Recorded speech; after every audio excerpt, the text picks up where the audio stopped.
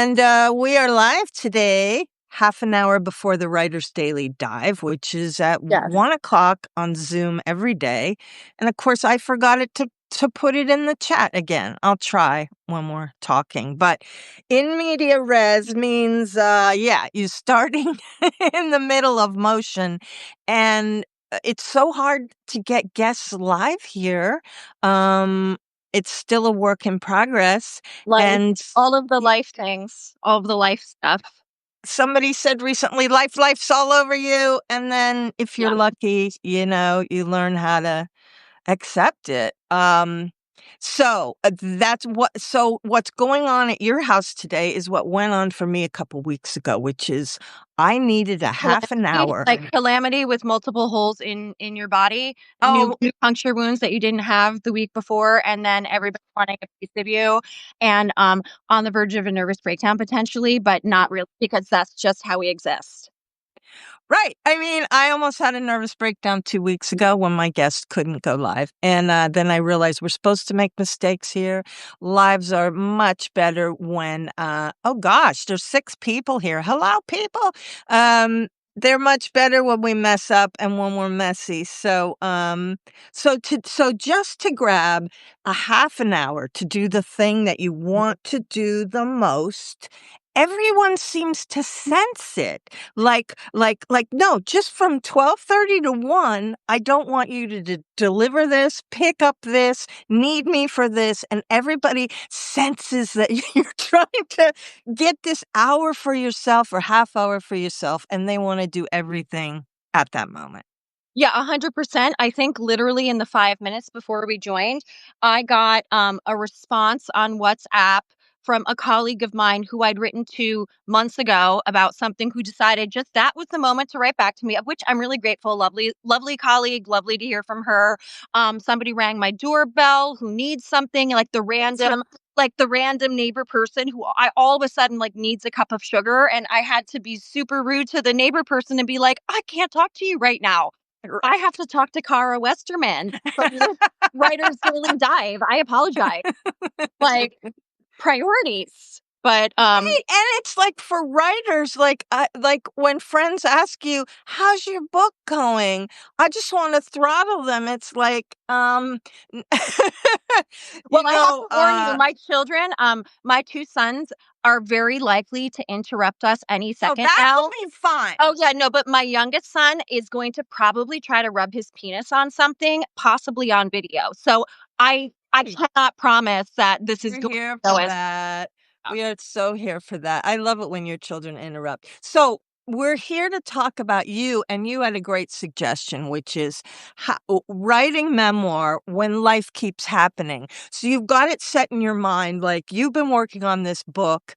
It was first called The Gringa. What was the first title of it?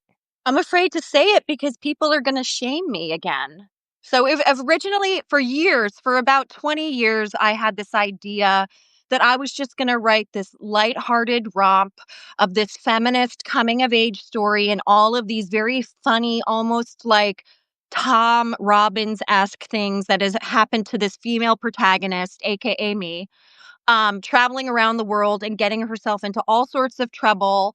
And it was called The Dance of the Touring Gringa. But then I kind of thought about it and I realized that the use of the word gringa really was no longer appropriate and no longer. I didn't feel good about using that word anymore, even though I was really trying to insult myself, which is Right. actually one of my favorite pastimes. But I was like, no, no, no, I better change it. So then I tried to come up with a bunch of different things, and right now the working title is the Dance of the Wandering Jenny.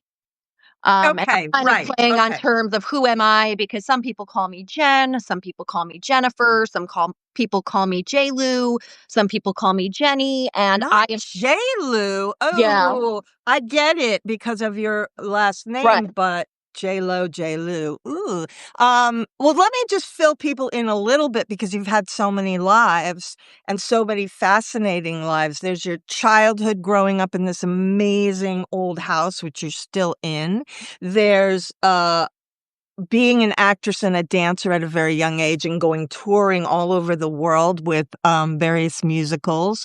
There's your activism work. You and I share a little bit of queer history for Pride Month. I feel like ashamed to even say that, but my husband was trans and I still feel like I'm not queer enough. But anyway, we've had relationships with both sexes. And so there are stories in there. There are New York stories. There are Africa stories. There's your work on that international front. And then there's motherhood. I mean, so the topic today, I love what you said, was how do you write memoir when life keeps happening? And like every day there's a new, oh, I know. I'll write about this. Oh, yeah, it's a complete clusterfuck. It's constantly just compounding itself like a clusterfuck avalanche. It just gains momentum, and it's like, and it, oh, well, or maybe it's like a cluster fuck onion or something, where it's just, I've got the story, and I'm like, here is the story. This is a good story. This is a valuable story. That's my story, but it's also your story. It's a universal story, and I want to help liberate women ultimately and make people feel that they don't need to be ashamed of the things in their lives. And I'm like, I've got this kernel of the story and I just want to tell it. But then life is so fucking ridiculous and it just keeps happening. And then I'm like, a cat died in the walls of my house. And then I had to lie to my children about this. So then there's Oh, another okay. story. So stop there for one Yeah, second because that's a whole new chapter. So you decided that my book starts here and ends here, and right, it's going to have an arc. It's supposed to have, even memoirs have arcs, right? Even though it's my life. But right, then this cat died in the walls of your house, and wasn't it me who said that's a great name for a Substack? You have to right, start. So then you started this whole other right. writing journey. Which then just didn't deal with the cat dying in the walls of the house, but the metaphorical death of what does this represent, and looking at the death of my brother, my unborn brother who died at 8 months gestation, looking at all sorts of things like that in my life and the little deaths I've had and the death of my father and all of these other things that I needed to unpack. And then, bam, in the middle of doing that, I am pregnant with a daughter who winds up dying in the second trimester. And so then I'm like, well, fuck, how am I going to get back to the first book? How can I possibly write about this chapter which takes place from age 18 to age 30, okay? I'm just looking at a certain chunk. I've gotta compartmentalize it. And Right. and now I've compounded all of these other things on top of it. Now I feel like I'm already like 4 memoirs deep, I like in know. the pipeline, and pushing up against me and pushing up against the memoir that I'm just trying to finish. I But know, and it's how do you like pitch the it when I curse yeah, it's the curse of the interesting life, and also the curse of people who, like writers, make meaning out of everything, right? We take these elements, and if they're happening every day, and plus, I think when you're writing from real life, it hones your perspective to key in on what's happening to you, as opposed to fiction where much prefer to be living in my character's life. But a professor at Sarah Lawrence, I was in graduate school, I'm name dropping, and and a professor said to me, a novel or a memoir is a marriage. Now you can have affairs, he said. You could go off and write short stories. Um, or as Michelle is saying, what about yeah. memoir as essay? You can go off and write essays and short stories, but you need to come back to your marriage if you really want to finish it. And yeah, damn. I mean, I have an idea every day, Jen. You know Yeah, I do. same. I mean, you and I were like, yeah, I mean, we've known each other for years. In some ways, we're sort of the same person. And like you said, our lives have had a lot of parallels. So I totally get it. And it almost seems like I don't know if it's that people who write memoir have had a lot of trauma and a lot of weird stuff happen to them, or if weird stuff happens to us because we're supposed to be writing memoir. And then sometimes I go down this rabbit hole where I'm like, am I even a person, or am Am I a I a memoirist story? who's really just a character? Is all I like, know. is this even because this is my life? And Or also, we have to bring up that there are people out there that don't have these thoughts. Strange as it may seem, since I surround myself with Substackians, there are people who don't question the validity of their own existence every day. Oh, Jeffrey just said, I cut Yep. 95,000 words out of my novel over 5 years and ended up with a 95,000 word novel. Cutting is fun. That's true. Yeah, at this point, I put point like the original memoir, which feels like has like it's like drifted out to sea. I'm like, oh hi, how are you? Like, I don't even know if I see you on the horizon anymore. Like I'm already like three traumas deep since I Yeah. had this idea to unearth those traumas in that novel, or not that sorry in that memoir. Um, but yeah, I I'm was thinking of 250 Substack. pages. I'm thinking of Substack not only as my archive now, but my experimenting place. I don't have my book. I'm publishing chapters, but they may not be in the final book. This is where I'm sort of sending things out and editing in Substack, which is kind of weird, but I have such a big sprawling thing. The only way I can think to do it is to do it in small chunks on here. So, Well, I have to say, I don't envy you, Cara, because your story has all of the elements of, the layers of fucked upness and trauma and complexity of being a queer woman and living in New York City and being in the industry as a performing artist at the time when you were. But then you also have this whole metaphysical element to your writing, which I know at least my memoir doesn't have that metaphysical element. So, it okay. There is that level, and there's also Nick with right. telling his story. So he jumps in. Oh, what does this say? I turned some of what I cut into stories that were put on stage. Oh, yeah, I like that.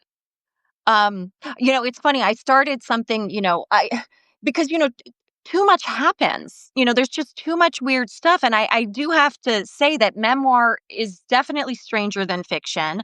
The things that have happened in my life, I mean, I feel like people think maybe I'm a compulsive liar because like but I couldn't make these things up. It's all just too magical and absurd Yeah, and bizarre and right. hysterical. It's and a dark comedy. Um Tell but us yeah, about tell us about your Substack from when you started it, If These Walls Could Meow, because you couldn't tell your children, you didn't want to write about it right, in a place that your children would know what happened to the cat. And then right. it is evolved into something quite different as well. Now you're onto this rabbit piece, which is delightful. So, yeah, I mean, originally, basically, life was ridiculous, and my son, who was at the time 5 years old, had this beloved cat, who had a problem with her brain and did crazy things, and decided to crawl into the walls of the house and die in the walls of the house, but to take months dying in the walls of the house while we frantically searched for her and tried to see where she was and crawled on our hands and knees and the ducts and all of the things a person does desperate to find their child's pet while their child every day is crying about their missing cat. And then so I did what any respectable mother would do. I completely fabricated a huge lie about the cat, saying she went to go live out her wild oats in the wild, and she knew she didn't have a Nice. lot of time left. And so so then I thought, what better to do than to start writing about the fact that the cat died in the walls um Well, and publicly. also, it opened up this whole thing of the house as this metaphor, almost this Right. organizing principle about what you're writing about, which is so great. Well, yeah, I mean, it's about a lot of loss. It's about the loss of my father. It's about you know um Which the all different happened steps, which in all this happens, well, not old in house. basically, like, during the time of living in this old house, and then the house itself is a character. Um, but, then, you know, it also made me think about, the parallel story where I write a lot about sexual assault. I write a lot about feminism and, I'm a pro-sex positive feminist and I was trying to write about this stuff before Me Too, which was really hard. But I think, the metaphor of the female cat dying in the walls of the house, despite our best efforts to rescue her and keep her alive, has a lot of meaning. And especially now, since I was pregnant with a daughter, I have two sons, which I'm very very grateful for. I'm very blessed. But I did lose my daughter in the second trimester. And so now this whole metaphor of this female cat trapped in the walls of the house that could never make it out again is sort of taking on a new meaning. And I'm sort of trying to figure out how to continue with my Substack, how to finish the memoir, which I don't share on Substack. I'm very secretive about the actual memoir. I And don't that's want. where we met, which is at a Right. place called the Writers Studio online. We've been taking classes there for a couple years now. Yeah, a few years. We were in the advanced memoir cohort. But and to be honest with you, Substack in a lot of ways has completely transformed for me because I thought, well, I know what I'm going to write about on here. I'm going to write, these funny, quirky stories about, my son rubbing his penis on the floor and my cat dying in the walls of the house and all of the crazy stuff that happens while I'm coming to terms with my childhood trauma, with my sexual assault trauma, with all of these different various traumas and trying to deal with them while now being the matriarch of the family in the family home that I grew up in. But then I In lost which your mother still lives, right. right? Your Take care. mother, your Right. husband, your two sons. We take care of my mother. We're here with my partner. So it's this crazy cast of characters.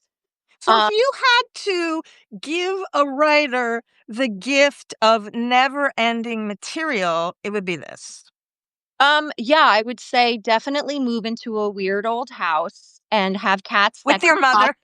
with let your mother live with you, have rambunctious boys, and then get animals that have, brain, oxygen deprivation problems where they walk into walls and crawl into walls and wind up on the roof and do all sorts of weird things. Um, So talk about, like, what we were talking about in the beginning, that life just keeps lifing all over us, yeah, and I started an experiment called the Writer's Daily Dive, which started in October 23, I believe, and I remember distinctly, I was up in Concord, New Hampshire, because my brother yeah. was in a coma, and my husband had died a couple years ago, and it's like, "If not now, when?" And I'm like, "How am I gonna show up and finish this book for my husband? Um, I wanna give him this gift. How do I show up? I'll only show up if I'm forced to, because 'cause I'd rather just hide and always just be alone and watch sitcoms and hide." And, I figured if I started Writer's Daily Dive, I'd have to show up and open the Zoom. So I did that, and I've been showing up 5 days a week ever You since. have to say I was there with you in the Yeah, beginning too, and, it's been transformative for me as well, and it's great to be able to know that like every day, like you say, you have that appointment with yourself. And maybe you feel good that day and you feel like writing, and maybe you don't.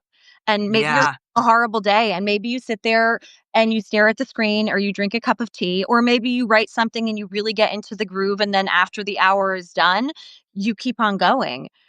So I think that what you're offering is really invaluable in that sense, where people can pop in when they want, find a supportive community, just be where they are, either be depressed or not depressed or in a, And that's the other overwhelmed or thing. I not. mean, we're getting these stories down, and one of the reasons they seem so vital is that, at least for me, my life goes like this, and I've Yeah. learned how to kind of sail through it, but not really. I just came out of like a week of like really low. Like, I do not want to show up for anything, and having to is really amazing because there are people there on the Zoom, and it's kind of gotten me through, as I knew it would, back to some kind, like, I didn't wanna do this today. What? Go live? Talk with a friend on Yeah. Substack? What could be more stressful. Like, I have to keep reminding myself it doesn't matter. Nobody's gonna watch probably, and it's your friend, and you're gonna have a good time. yeah, And but I just have to put in one more plug that we meet every. Well, you don't have to come every day. It's 5 days a week at 1 o'clock Eastern yeah, on Zoom. You just go to my page, go to the heading Writer's Daily Dive, and you'll see the link. And yeah. that's it. I'm done with the shilling. But even the showing up when it's hard. So, all of my ideas about, what I was going to do to get my book done. And then what was I going to do with this outlet called Substack where I could get off my chest all of these wildly outrageous things that continue to happen that don't have a place in that book. To then fast forward to my baby dies. I am on the ground. I am literally on the ground. I cannot get off of the ground. I am incapacitated. And the only thing I can think to do is, well, I guess I'll still try to keep making art out of this. And I couldn't get to my laptop. I couldn't get to the Writer's Daily Dive. I couldn't do any of these things, but still there's Substack and my little thumbs, kind of like dit, dit, Mm, dit, mm, dit, mm. dit, dit, Yeah. trying to like, here's my SOS call, like here's my trail of breadcrumbs, like literally from the ground. Or I've often written from the bathtub. There's many posts where I'm like, I am in the bathtub right now and have feeling. And it's just like, dit, dit, dit, dit, dit, dit, dit. And now, at the time it was just an outlet thinking, well, I'm a person going through an extraordinary experience that probably millions of women have gone through in silence. And I'm an activist and I'm not going to go through this in silence because I don't want to create shame for myself. And I don't want to create shame for anybody else who has been through this. We should be able to talk about this stuff. And so for me, I think the most revolutionary thing about Substack was that despite my ideas of what my agenda was that I was going to write about, what the theme was, at the end of the day, when everything fell apart and I hit rock bottom, I could still eke out words and I still felt like I was making meaning out of what was happening. And I What feel is like it that that was makes powerful. what is it that makes some of us have to do this? Sometimes I think of it as an affliction. Like what is it that makes writers need to write? It's kind of crazy because it's not always pleasant. No, it's not. I mean, I don't know. I mean, before I was a writer, I was a dancer. Before I was a dancer, I was a painter. I was a singer. I mean, I don't know. Why did I train for 8 hours a day in point shoes? Why did I do, 8 shows a week in 5-inch heels doing the same choreography that the men got to do in flats and being like, this is awesome. I think this is great. Um, I don't know. I think maybe we're just gluttons for punishment. Okay. I'm trying to at the same time I'm talking to you put the Oh, I link know. in the chat, and so I'm on two screens. Right. Um I mean, I think it's the thing that keeps me going, but also the thing that can be really like this little engine that's pushing me always, as if there's going to be, if I can just write it all down or tell the story, there's going to be some resolution. Um, I don't know, at the end, like my life, I think it's for me, it's more about maybe redeeming myself. Um, which I don't know if you have that feeling too. See, I don't know. See, I think it's interesting that you say redeeming, and I wonder what you think you need to redeem yourself from, because I wouldn't think that there's anything that you need to redeem yourself from. I mean, for me, it's more to be like, I took my fingernails and I scraped on the wall like I was here, you know? Like I was here. My experiences mattered. I am a huge soul in this human carcass, which happens to be female this time around. And here's this experience of wearing this female weird carcass that does this strange things. And and it's a gift But I mean, that's a great point of view. Maybe it's because I don't have children. I've never wanted to, but so maybe it's that connection. But I do feel like I have to redeem myself because when I look back on the stuff I did, okay, they're crazy stories, but I tend to view it as I've been shitty. I really, really think that growing up is I don't understand how I was so shitty for most of my life. And then I know that I'll look back 20 years from now if I make it that far and think, why were you so crazy? It's like crazy shitty, a combination like, and I guess, growing up is is hard to do. well, yeah, the Uh, thing is we grew up in a time, our Disney princesses were Sleeping Beauty and Snow White. We didn't have Moana. We didn't have, other I female didn't role even have models. Snow White. I mean, I Right. don't think I Because paid well, right, any because you attention to these. right. But I just think because you and I are sort of, women that can't be put into a certain box. We're women who don't behave ourselves the way that we're supposed to, and probably generationally because you're from a generation a little bit before mine, but not so different than mine. And we were taught that's like not okay. So maybe that's where that's coming from because you've always had this urge to be like, this is my human experience and there's nothing to be ashamed of.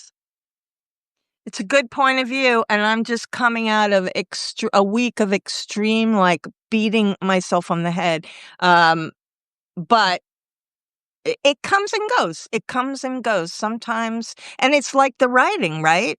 That's what's interesting about writing every day is that, you go to 3 doctors to get a balance of opinion when something's up, and, that's the way I feel showing up 5 days a week. It's like, on Monday, I suck. On Tuesday, I'm a terrible person, but by Wednesday, this isn't that bad, and maybe by Friday, I'm a genius. So, I take the average of those and just keep on plugging, so Yeah. I tend to vacillate between I'll write something and I'll think, this is the greatest thing I've ever written. And then simultaneously, because I'm so emotionally attached to it because it just came out of me. Like it's a part Right, of me. right, Like I right. birthed it. But then at the same time, I'll be like, I suck and I have no talent and I don't know what I'm doing and I'm never going to amount to anything. And I know fiction writers experience this too, but I think it's different. And back to Sarah Lawrence days, we used to have a rivalry with the poets. And they'd be like, how many short stories did you write today? I think memoirists and fiction writers should go head to head on some lives and talk about the different experience of writing fiction versus memoir. Because oh man, there's different issues. It's 1 o'clock. We Same did it. here. Oh my We got God. on camera. We We're still talked. alive. We're still We're alive. still alive, Kara. Oh So my I'm going to God. jump on to my other Zoom. I'm going to jump on to the Writer's Daily Dive. Anyone who wants to jump in there with us, we're going to write in silence. And thank you so much. Love talking with you as always and letting other people know about your stack. Thank you very much. Okay. Thank you I'll for talk inviting to you. me. Okay. Talk to you later.